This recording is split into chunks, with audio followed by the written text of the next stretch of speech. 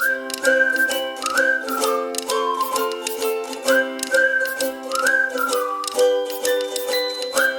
Students, मैं doctor JD आप लोगों को फिर से एक बार जेडी केमिस्ट्री क्लास में स्वागत करता हूँ। आज मैं आप लोगों को स्टोइचियोमेट्रिक डिफेक्ट्स का डिस्कशन करने जा रहा हूँ। ये जो टॉपिक है, ये टॉपिक है क्लास 12 का पहला चैप्टर जो कि है सॉलिड स्टेट का। ठीक है, तो ये जो डिस्कशन है इसको समझने से पहले आप लोगों को मेरा पिछला जो डिस्कशन था, उसको देखना जरूरी है। उसको देखे बगैर आप लोग इस प्रेजेंट डिस्कशन को समझना नामुमकिन है। इसीलिए मैं आप लोगों से रिक्वेस्ट करता हूँ कि आप लोग मेरा जो पिछला जो डिस्कशन था उसे देख लीजिएगा, अन्यथा आज का जो प्रेजेंट डिस्कशन जो होने जा रहा है ये आप लोगों को समझ में नहीं आएगा। इनफैक्ट मैंने सॉलिड स्टेट चैप्टर का पूरा प्लेलिस्ट ऑफ डिस्कशन मैंने आई बटन पे लिंक दे रखा है और at the same time description box में भी उसका लिंक मैंने दे रखा है। आप लोग उसे क्लिक कीजिएगा और देखिएगा ताकि आज का जो प्रेजेंट डिस्कशन है ये आप लोगों को समझ में आए। तो चलो बिना देरी करते हुए आज का डिस्कशन हम लोग शुरू करते हैं। तो स्टोइचियोमेट्रिक डिफेक्ट्स जो है, ये डिफेक्ट समझने से पहले हम लोगों को स्टोइचियोमेट्रिक कंपाउंड क्या है ये हम लोगों को जानना जरूरी है। तो स्टोइचियोमेट्रिक कंपाउंड क्या है? Compounds in which number of cations and anions are in the same ratio as indicated by their chemical formula। ठीक है, तो कुछ कंपाउंड्स जहां पे कैटायंस और एनायंस रहता है, तो कैटायंस और एनायंस जिस टाइप ऑफ कंपाउंड्स में रहता है उस टाइप ऑफ कंपाउंड्स को हम लोग क्या कहते हैं? आयोनिक कंपाउंड्स कहते हैं। मैंने पिछले डिस्कशन में, प्रीवियस डिस्कशन में ये कहा था कि this type of defects are solely meant for ionic solids, है ना। तो ये जो स्टोइचियोमेट्रिक जो डिफेक्ट्स है, ये आयोनिक कंपाउंड्स के लिए है। तो स्टोइचियोमेट्रिक कंपाउंड्स हम लोगों को जानना इसीलिए जरूरी है क्योंकि तभी जाके हम लोग स्टोइचियोमेट्रिक डिफेक्ट्स जानेंगे। तो स्टोइचियोमेट्रिक डिफेक्ट्स में कैटायंस और एनायंस का रेशियो सेम रहता है, as indicated by their formula. मान लीजिए एक कंपाउंड जिसका फॉर्मूला है आपका AB, तो उसी क्रिस्टल में, उस क्रिस्टल में A और B का रेशियो 1:1 ही रहेगा। मतलब एंटायर क्रिस्टल में A का जितना नंबर ऑफ आयंस रहेगा B का उतना ही नंबर ऑफ आयंस रहेगा, यानी कि 1:1 रहेगा। जिसका वजह से मैंने यहाँ पे कहा है कि in which the number of cations and anions are in the same ratio. Same ratio, इस फॉर्मूला में ए और बी का रेशियो कितना है? 1:1। तो आपका ये जो एंटायर क्रिस्टल जो फॉर्मेशन हुआ ए और बी का, उसी में भी नंबर ऑफ कैटायंस मान लीजिए ए और एनायंस मान लीजिए बी, उन दोनों का रेशियो 1:1 ही रहेगा, है ना। एज फॉर एग्जांपल आप देखिए यहाँ पे ये जो ए और बी मैंने यहाँ पे सर्कल से डिनोट किया है। इस ए को मान लीजिए आप लोग कैटायन और बी को मान लीजिए आप एनायन। आप लोग नोट कीजिए कि यहाँ पे ए जितना नंबर ऑफ पार्टिकल्स है या तो कॉन्स्टिट्यूएंट आयंस है, उतना ही नंबर ऑफ बी भी है। This indicates that we have chosen AB as their formula. ये एक हाइपोथेटिकल मैंने एग्जाम्पल लिया है। एज फॉर एग्जाम्पल, जहां पे ए और बी का रेशियो 1:1 है, तो एंटायर क्रिस्टल में ए का जितना नंबर ऑफ आयंस रहेगा उतना नंबर ऑफ आयंस बी भी रहेगा, है ना। तो अगर फॉर्मूला में ऐसा होता कि AB2 मान लीजिए, एज फॉर एग्जाम्पल, तो एंटायर क्रिस्टल में भी वैसा ही होना पड़ेगा कि 1:2 रहना पड़ेगा। मतलब वो as per the formula ion should actually present in the crystal, तभी जाके हम लोग उसको स्टोइचियोमेट्रिक कंपाउंड्स कहेंगे, है ना। मतलब फॉर्मूला में जितना नंबर्स में आयंस का रेशियो रहेगा उसी का एज इट इज आपका एंटायर क्रिस्टल में भी आयंस का रेशियो रहना चाहिए, तभी जाके उस टाइप ऑफ कंपाउंड्स को हम लोग कहेंगे स्टोइचियोमेट्रिक कंपाउंड्स। और उस टाइप ऑफ कंपाउंड्स में जो भी डिफेक्ट्स अराइज होगा उस डिफेक्ट्स को हम लोग क्या कहेंगे, स्टोइचियोमेट्रिक डिफेक्ट्स कहेंगे। समझ में आ रहा है ना? तो क्लियर हुआ आप लोगों को? स्टोइचियोमेट्रिक कंपाउंड्स मतलब जहां पे number of cations and anions are in the same ratio in the entire crystal as indicated by their chemical formula, उसको हम लोग स्टोइचियोमेट्रिक कंपाउंड्स कहेंगे। और उनमें जो डिफेक्ट्स आएगा, मतलब इस टाइप ऑफ कंपाउंड्स में जो भी डिफेक्ट्स आएगा ड्यू टू द कैटायंस और एनायंस एनीथिंग में भी, तो वो तो आना ही है क्योंकि कैटायंस और एनायंस की वजह से ही आएगा। And these are the constant particles in this type of crystals.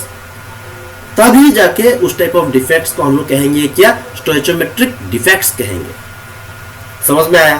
तो स्टोइचियोमेट्रिक डिफेक्ट जो है ये जनरली टू टाइप्स का एराइज होता है या तो पाया जाता है। वो क्या है, Schottky defects and Frenkel defect. समझ में आया? ये जो स्टोइचियोमेट्रिक डिफेक्ट्स हम लोगों ने जो अभी समझा है उसका क्लासिफिकेशन हम लोगों ने किया है दो टाइप्स में। वो क्या है, स्कॉटकी डिफेक्ट्स और फ्रैंकल डिफेक्ट्स, है ना? तो अभी एक एक करके हम लोग समझते हैं कि स्कॉटकी डिफेक्ट क्या है। तो स्कॉटकी डिफेक्ट जो है ये अराइज होता है if some of the atoms of ions are missing from their normal lattice sites. Note कीजिएगा, the lattice sites which remain unoccupied are called as lattice vacancies or holes. Lattice vacancies or holes. Equal number of cations and anions are found missing so as to maintain electrical neutrality in the crystal. This is basically a vacancy defect in ionic crystal. तो इस type of defect में क्या होता है, cations और anions वो गायब हो जाता है अपना लेटिस पॉइंट से। मतलब उसका जो स्पेसिफिक पोजीशन था स्पेस लेटिस में या तो एंटायर क्रिस्टल सिस्टम में, तो अरेंजमेंट को ही तो हम लोग स्पेस लेटिस कहते हैं। और जहाँ पे कांस्टेंट पार्टिकल्स रहता है उसी को हम लोग क्या कहते हैं, लेटिस पॉइंट्स या तो लेटिस साइट्स कहते हैं। उस लेटिस साइट्स से जब constituent particles in case of ionic solids that is cations and anions both are missing, both are not found, गायब हो गया, तभी जाके उस टाइप ऑफ डिफेक्ट्स जो अराइज होता है उसको हम लोग क्या कहेंगे, स्कॉटकी डिफेक्ट कहेंगे। समझ में आ रहा है? लेकिन इसमें और एक बात है, इसमें कैटायन अगर मिसिंग होगा तब एनायन भी मिसिंग होना पड़ेगा। सिर्फ कैटायन मिसिंग होगा ये नहीं हो सकता, साथ में एनायन भी मिसिंग होगा, तभी जाके उसको हम लोग स्कॉटकी डिफेक्ट कहेंगे, अन्यथा नहीं। मतलब उसका एंटायर क्रिस्टल में, एंटायर आयोनिक सॉलिड में इलेक्ट्रिकल न्यूट्रलिटी मेंटेन होना चाहिए। That is positive and negative charge should neutralize each other so as to maintain the electrical neutrality of the entire crystal, है ना? तब जो कैटायंस और एनायंस जो अपना पोजीशन से वो लोग जब मिसिंग हो जाता है या तो गायब हो जाता है, हाँ, उस जो वैकेंट पोजीशन को हम लोग क्या कहेंगे, उसको हम लोग कहेंगे क्या, लैटिस वैकेंसीज, लैटिस वैकेंसीज और होल्स कहेंगे, उसको हम लोग होल्स कहेंगे। समझ में आया? एक एग्जांपल देखिए आप लोग यहाँ पे देखिए, ए को हम लोग ने रिप्रेजेंट किया in the form of cation, B को in the form of anion. तो मान लीजिए यहाँ पे बी होना था, है कि नहीं, बी माइनस होना था और यहाँ पे ए प्लस होना था, तब क्या होता, number of positive charge equal to the number of negative charges. तो ionic solid represented by this system is as a whole electrically neutral, but as per the Schottky defect जब ये दोनों गायब हो जाता है तभी भी तो ये इलेक्ट्रिकल न्यूट्रलिटी मेंटेन कर रहा है। क्यों मेंटेन कर रहा है? क्यों? सिर्फ एक कैटायन मिसिंग हुआ ऐसा तो नहीं, साथ में एक एनायन भी मिसिंग हुआ, ए भी मिसिंग हुआ, बी भी मिसिंग हुआ, है ना? और यहाँ पे एक वैकेंट स्पेस क्रिएट हो गया। ये जो वैकेंट स्पेस है इसको हम लोग क्या कहेंगे, lattice vacancies, lattice vacancy, vacancy कहेंगे, या तो होल कहेंगे। समझ में आया? तो ये जो होल क्रिएट होना या तो वैकेंसी क्रिएट होना, इसको ही तो हम लोग कहेंगे क्या? Vacancy defect. वैकेंसी डिफेक्ट वो हम लोगों ने पिछले डिस्कशन में हम लोगों ने स्टडी किया था फॉर नॉन आयनिक सॉलिड, है ना। नॉन आयनिक सॉलिड में दो टाइप ऑफ डिफेक्ट्स पाया जाता था, वो क्या था? वैकेंसी डिफेक्ट और इंटरस्टिशियल डिफेक्ट। तो यहाँ पे आयनिक सॉलिड में भी ये एक one type of vacancy defect he produce हुआ, है ना, जहां पे cations and anions are both found to be missing in the same ratio so as to maintain the electrical neutrality of the entire crystal। समझ में आया, है ना। तो अभी हम लोग चलते हैं फ्रैंकल डिफेक्ट की ओर। अच्छा, इससे बढ़ने से पहले हम लोग ये देख लेते हैं कि ये जो स्कॉटकी डिफेक्ट है, हाँ, इसको इन जनरल ये सब जो कंपाउंड्स है, sodium chloride, potassium chloride, potassium bromide, caesium chloride, potassium bromide, ये सारे कंपाउंड्स एग्जिबिट करता है इस टाइप ऑफ डिफेक्ट्स को।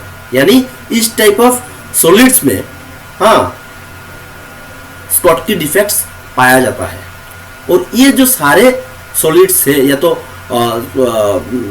सोडियम क्लोराइड का पाउडर मान लीजिए, पोटेशियम क्लोराइड का पाउडर, जो भी, ये तो in the form of solids ही है ना।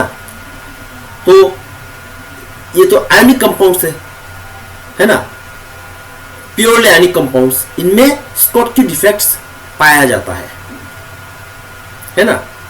ठीक है, तो अभी हम लोग चलते हैं फ्रैंकल डिफेक्ट्स की ओर। तो फ्रैंकल डिफेक्ट क्या है? It arises when an ion is missing from its normal position and occupies an interstitial site in between the lattice points. तो फ्रैंकल डिफेक्ट कुछ अलग है स्कॉटकी डिफेक्ट से। यहाँ पे क्या होता है, अपना स्पेस लैटिस पे जहाँ पे आपका कांस्टेंट पार्टिकल्स अपना लैटिस पोजीशन लेके बैठे हुए हैं, वहां से कोई कांस्टेंट पार्टिकल्स मिसिंग हो जाता है। वो मिसिंग होके वो गायब नहीं होता है, वो क्या होता है, वो स्पेस लैटिस में दूसरा, हाँ, कोई एक पोजीशन लेकर वो बैठ जाता है। वो पोजीशन क्या होता है? वो पोजीशन होता है interstitial position. Interstitial position means voids in between some other constituent particles। तो वहां पे क्या होता है, पूरी आपका कॉन्स्टिट्यूएंट पार्टिकल्स मिसिंग नहीं होता, जो कि होता था आपका स्कॉटकी डिफेक्ट में। फ्रैंकल डिफेक्ट में ऐसा कुछ नहीं होता है। फ्रैंकल डिफेक्ट में just a constant particle leaves its own position and settles down in other position, and those positions are actually interstitial sites or voids में जाके बैठ जाता है। लेकिन तब भी आपका आयोनिक क्रिस्टल का इलेक्ट्रिकल न्यूट्रलिटी मेंटेन रहता है। वो तो होना ही था, क्योंकि यहां से कोई भी ऐसा odd number of constant particles तो मिसिंग नहीं हो रहा है, वो तो क्रिस्टल में ही रह रहा है। वो अपना पोजीशन से चला जाता है, लेकिन दूसरा इंटरस्टिशियल पोजीशन में विद इन द क्रिस्टल रहता है, जिसके वजह से हाँ इलेक्ट्रिकल न्यूट्रलिटी मेंटेन होता है। और फ्रैंकल डिफेक्ट को हम लोग इंटरस्टिशियल डिफेक्ट भी कहते हैं। जैसे कि मान लीजिए आप ये जो स्पेस लैटिस है, मान लीजिए ये स्पेस लैटिस में आप देखिए, हाँ, ए और बी, हाँ, यहाँ पे जो ए देखिए, हाँ, ए बी, ए देख रहे हैं आप लोग, ए को रिप्रेजेंट किया है हम लोगों ने कैटायन से। यहाँ पे देखिए ए अपना लैटिस पोजीशन से गायब हो गया, is found to be missing. वो कहाँ पे अपना पोजीशन फिर से ऑक्युपाई किया है? Interstitial position. देखिए, और एक ए बी फिर बी, इन तीनों के बीच में जो स्पेस रहेगा या तो मिलेगा, वहीं पे वो जाके बैठ गया। तो ये क्या हुआ? ए टाइप ऑफ इंटरस्टिशियल डिफेक्ट हो गया, है ना। तो इंटरस्टिशियल डिफेक्ट पहले भी हम लोगों ने स्टडी किया था पिछला डिस्कशन में, है ना, जहां पे कुछ कांस्टिट्यूएंट पार्टिकल्स इंटरस्टिशियल पोजीशन में या तो वॉइड्स में बैठ जाता है, कहीं से भी आकर, एक्सटर्नली भी हो सकता है, इंटरनली भी हो सकता है। हाँ, तो यहाँ पे क्या हुआ, इंटरनली हुआ। इंटरनली हुआ मतलब क्रिस्टल सिस्टम में, within the crystal system, constituent particle leaves its own position and settles in the interstitial position in between the other constituent particles. तो this type of defects are exhibited by silver chloride, silver bromide, silver iodide, zinc sulphide. समझ में आया? Clear? तो Schottky defect और Frenkel defects का बीच में जो डिफरेंसेस है, इसको अभी हम लोग लास्टली समझते हैं। तो स्कॉटकी डिफेक्ट में हम लोगों ने क्या देखा कि equal number of ions are missing from their lattice points. होना ही है, क्योंकि ionic solid as a whole should be electrical neutral. तो इलेक्ट्रिकली न्यूट्रल मेंटेन होने के लिए तब इक्वल नंबर्स मिसिंग होना चाहिए, जिसकी वजह से number of cations and number of anions should be missed और should not be found, should be found should not be found in odd numbers, it should be found in even numbers। वो missing होना चाहिए इन even numbers में, not in odd numbers, है ना। Ions are found missing from their normal position and occupy interstitial site between the lattice points। Frenkel defect में क्या होता है, अपना पोजीशन छोड़ के कहीं दूसरा इंटरस्टिशियल पोजीशन में जाके कांस्टेंट पार्टिकल्स बैठ जाता है ना। तो वो कांस्टेंट पार्टिकल्स क्या है, जो अपना पोजीशन, वही तो आयंस ही है ना। एक मतलब कोई एक आयन अपना पोजीशन छोड़ के इंटरस्टिशियल पोजीशंस में जाके बैठ जाता है। जो इंटरस्टिशियल पोजीशंस पे जाएगा, those interstitial positions are also created by some other ions, है ना। हो गया ये डिफरेंस। अभी स्कॉटकी डिफेक्ट में डेंसिटी कम हो जाता है क्रिस्टल का, वो तो होना ही था, क्योंकि वहां से डायरेक्टली मिसिंग हो रहा है constituent particles in even numbers. Why even numbers? So as to maintain the electrical neutrality. एक कैटायन मिसिंग होने से नहीं होगा, साथ में एक एनायंस भी मिसिंग होना पड़ेगा, तभी जाके इलेक्ट्रिकल न्यूट्रलिटी मेंटेन होगा। जब दो कांस्टेंट पार्टिकल्स मिसिंग हो जाएगा इन even numbers, automatically it will lower the density of the crystal. But in case of Frankel defect, it does not affect the density of the crystal.